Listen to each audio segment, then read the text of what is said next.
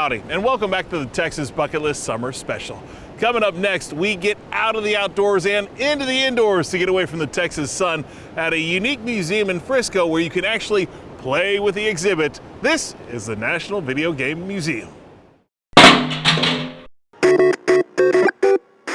If you were born in the 70s or early 80s, chances are you know that tune by heart. It strikes a chord when it comes to your childhood, and a chance to play it floods your heart full of memories. Well, you can Super Mario till the sun sets at a stupendously sized museum in Frisco known as the National Video Game Museum. I feel like I'm 14 again. Brings back good memories. It's amazing. To us, it has to be the real experience. John Hardy heads the charge when it comes to these plug-and-play pieces of equipment that have stood the test of time. Well, for the most part. Every day I turn them on and it's like, what's not going to come up today?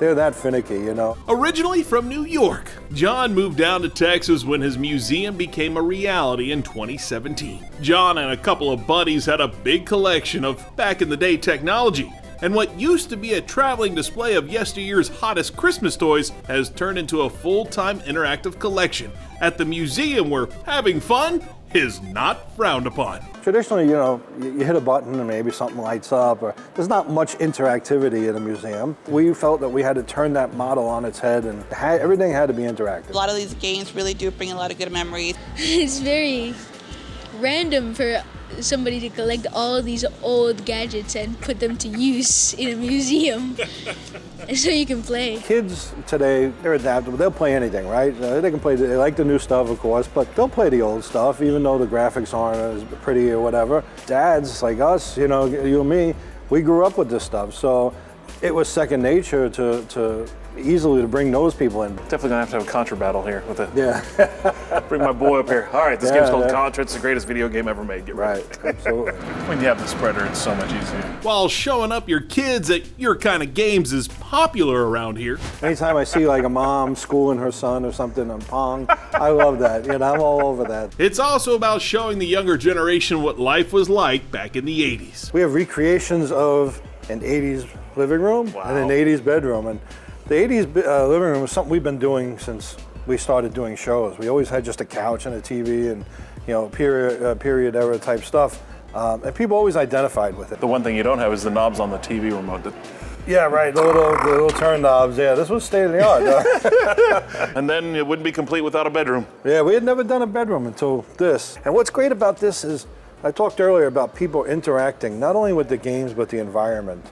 And all these cabinets and drawers, we encourage people to open them up and dig through them. You know, there's the gremlins, and you'll see inside there's Garbage Pail Kids and California Raisins. Wow. Over here you have a Watchman and you have a Walkman. If you have a He-Man lunchbox in here, I'm gonna flip out. He-Man? No. While I couldn't find my old lunchbox, I did find something that felt like my old hangout. And it's one of the most popular spots in the whole complex. So this is our recreation 80s video game arcade. It's called Pixel Dreams. And 42 arcade machines from the era, neon, black light, the 80s music. John, this takes me back to the mine in Highland Mall in Austin back in 1986, I think. I don't doubt it. We all have our spot that we went to, you know, and this was our social scene of, you know, Friday, Saturday night, man. If you didn't show up, they just figured you died or something, you know. So, Now this brings back memories. yeah, Mazio's Pizza, Round Rock, Texas. Cool. Probably about, Dad would give me $2 and I would play nothing but Spy Hunter. great game. And what do you know? What do I happen to have? There you go. Custom token. Let's see what you got. Yeah, let's see if we can still do this. Still got your skills or what? Oh, brings back the memories. Da-na-na-na-na-na-na. All right. I see, I never go straight into high gear right away because I know that's when I would crash. Right. There we go. Bring it down. Oh, yeah. See, oh, still got it. That's the one that would always get me. That's always a problem. That guy would always get me. The amount of games, gadgets, and interactive displays seems as long as the list of game titles at the old Blockbuster. From virtual reality, one-of-a-kind games, to prototypes of popular gaming accessories, like the original Power Glove. We have the actual original prototype of the Power Glove. Wow. It was just given to us recently. Made famous in the movie The Wizard. Yeah, absolutely. And Absolutely. my parents would never buy me one. No, I know, right? I had to go to my friend's house. Yeah, right. Did your mom give you the line all moms gave us back in the day? Oh, yeah.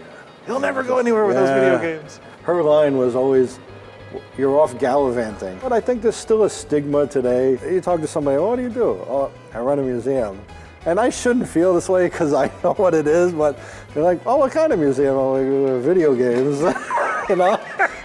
And it's just the way I was raised because, even growing up, it came a point where you were supposed to stop playing video games. Now the good news is here, you don't have to grow up. You can just show your kids how totally radical life was all those years ago.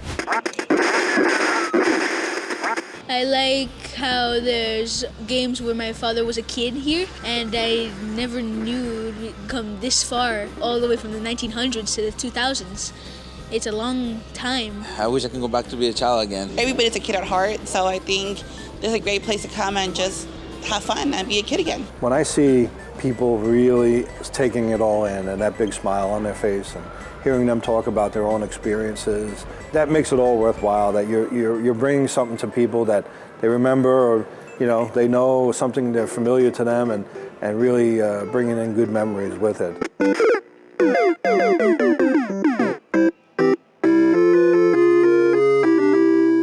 Well, thanks for watching this segment of the Texas Bucket List. To see more, be sure you subscribe to our channel. And to see full episodes, become a member. In the meantime, you can also shop our store at the Texas Bucket List Store and Studio.